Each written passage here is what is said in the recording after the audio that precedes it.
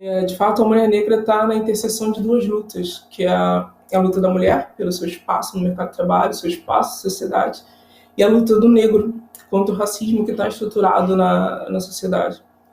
E pensando sobre o paradoxo da diversidade e inovação, acredito que o grupo das mulheres negras seja um dos grupos que mais sejam afetados. A gente sabe que sem dúvida, uma forma de conseguir soluções inovadoras para um dado problema é procurar caminhos que não foram abordados antes. E isso vem quando você tem um grupo diverso, um grupo com diferentes experiências de vida, diferentes origens. No entanto, dá o prestígio a esse sucesso alcançado, a essa descoberta, no caso da população negra, esbarra numa ideia de hierarquia racial que ainda existe no subconsciente de muitas pessoas. Se a gente for pensar, fugindo um pouco da sua pergunta, mas eu vou chegar lá, se a gente for pensar, a gente tem como país um pouco mais de 500 anos, onde mais de 300 houve escravidão. E depois disso, uma série de políticas públicas tiveram como objetivo deixar um negro à margem da sociedade. E, de fato, o racismo existe e ele forma barreiras invisíveis, mas difíceis de serem transpostas na academia e em toda a sociedade. Em 2018, o IBGE divulgou um dado que negros eram a maioria nas universidades públicas. É até estranho pensar assim, que somos a maioria da população, não devia ser diferente. Mas a gente sabe que a nossa realidade é outra e que essas barreiras, como disse, provocadas pelo racismo, impedem que a população negra chegue na universidade, nos lugares que é dela de direito. E as políticas afirmativas que começaram no início do ano 2000 têm um grande mérito nisso. Essa discussão racial que começou a ser debatida, de fato, a UERJ foi a primeira universidade a adotar cotas para estudantes negros e como forma de uma reparação histórica dos danos causados pela escravidão. E, sim, em 2018 chegamos à maioria na universidade pública, mas um ponto interessante é, ainda assim, na universidade pública, somos maioria, mas onde estamos? Olhando um pouco mais para esses dados, a gente percebe que a população negra ainda está distribuída, em sua maior parte, nos cursos de humanas. Se a gente olhar com cuidado esses dados, a gente observa que nenhuma engenharia, nenhuma medicina, cursos de direito, nenhum deles apresentam mais de 50% de negros. Estamos na universidade, sim, mas ainda tem um caminho a ser percorrido. Barreiras a serem transpostas. E se a gente vai para o quadro de professores, a gente observa que a representatividade de negros é ainda menor. Segundo dados do INEP, foram dados de 2018, menos de 20% dos professores das universidades se autodeclaram são negros. O filtro que eu usei nos dados do INEP foi professores negros com doutorado em universidades públicas, e não chegamos a 20%. E dependendo da área, a gente consegue observar que essa diferença ainda é maior. Rapidamente falando, usando o meu pequeno espaço amostral, eu sou matemática, fiz graduação pela UF e mestrado e doutorado pela PUC. Durante o período que eu estive na PUC, durante a maior parte desse período, foi a única negra no departamento, entre professores e alunos.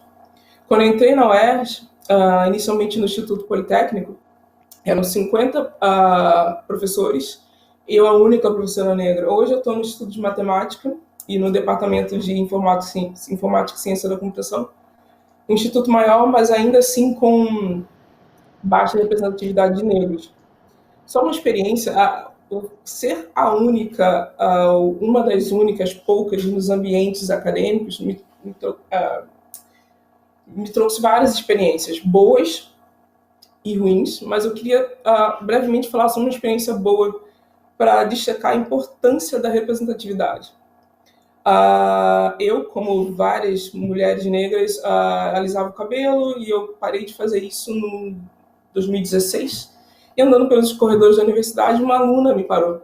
E aí ela comentou comigo, professor, uma aluna negra que alisava o cabelo na época: professora, você está alisando, você está passando pela transição capilar, que interessante. Foi uma conversa rápida.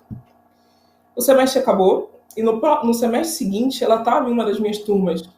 E eu lembro que quando eu entrei na sala, eu recebi um olhar dessa aluna quase de cumplicidade, porque ela tinha parado de alisar o cabelo e estava usando umas amarrações de lenços muito parecidas com as que eu usava. Assim, é mais que a questão do cabelo. Tem muita história por trás do cabelo, mas é mais que isso. Aquela menina, ela se viu representada em mim. E ela se reconheceu ali. Eu espero realmente ter podido contribuir para essa aluna perceber que aquele lugar, como qualquer outro lugar, também é o lugar dela. Mas, sim, os obstáculos ainda são muitos. E eu acredito que muito desses obstáculos vêm dos estereótipos que ainda existem, surpreendentemente, ainda existem sobre a população negra. De fato, a ciência, durante grande parte, a ciência do século XIX, influenciou para a construção desses estereótipos, com teses que afirmavam a inferioridade do negro em relação a físico, ético, em relação questionando o poder de raciocínio do negro. É claro que, e de fato, esse tipo de tese era necessário para justificar as barbáries feitas. E esse tipo de tese também contribuiu para políticas públicas.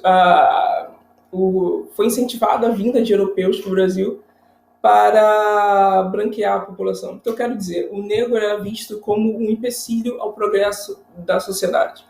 Essa tese foi derrubada, mas anos depois ainda continua no imaginário. Um exemplo, trazendo para os dias de hoje, acho que em 2018, em 2008, o coordenador do curso de medicina da UFBA, Universidade Federal da Bahia, ele atribuiu o baixo rendimento dos alunos de medicina na avaliação do Ministério da Educação ao baixo QI da população baiana.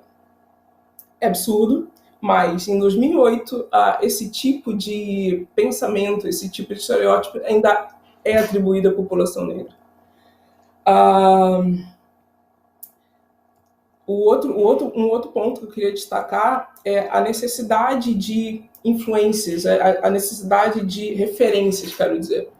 Porque, né, não, o racismo também causa o apagamento da nossa história. Pelo menos quando eu estudei, não foi me apresentado a grandes cientistas mulheres, grandes cientistas negros. E isso faz com que uma geração inteira cresça sem referência. Uma geração cresça de negros, de crianças negras, cresçam achando que que o interesse pela ciência pode não ser despertado, por não se reconhecer naquele lugar, ou até mesmo o pior, achar que ciência não é para ele. Então, as barreiras passam de toda uma reestruturação da sociedade, toda uma reestruturação de como a ciência é passada, de como a ciência é ensinada, as referências que são dadas para as nossas crianças. Quando a gente pensa em racismo, na nossa sociedade ele está estruturado, está em todas as discussões. Quero dizer, se o racismo está estruturado na nossa sociedade, não existe tema, não existe discussão que não deva ser, onde o racismo não deva, onde a questão racial não deva receber o devido cuidado. A gente evoluiu muito, como observei, as políticas afirmativas que começaram no início do ano 2000, hoje resultaram que o maior acesso de negros na universidade, somos a maioria no total, ainda distribuídos em certos grupos, mas já considero que é um avanço. Empresas estão cada vez mais preocupadas com esse tema, procurando assessoria, procurando formas de lidar com a questão racial entre os seus funcionários no ambiente de trabalho. Eu vejo isso como muito positivo e, de fato, uma vitória da luta do movimento negro ao longo de todos esses anos. Mas, infelizmente, todos os dias a gente ainda vê exemplos que têm um longo caminho a seguir. Então, eu acredito sim que as políticas afirmativas e uma reestruturação do ensino é uma das formas de, daqui a alguns anos, esses alunos que hoje são maioria na universidade pública prossigam na ciência, vejam esse espaço. Porque as políticas afirmativas da universidade são importantes, mas é preciso cuidar desses alunos quando eles chegam no mercado de trabalho. Eles têm um ambiente que eles se sintam reconhecidos, que eles se sintam valorizados e que a questão racial não seja um fator. Então, começou nas universidades e hoje eu vejo que as empresas muitas empresas estão buscando se preparar para isso, para ter um ambiente onde esse aluno formado consiga desenvolver o seu trabalho, consiga ser valorizado.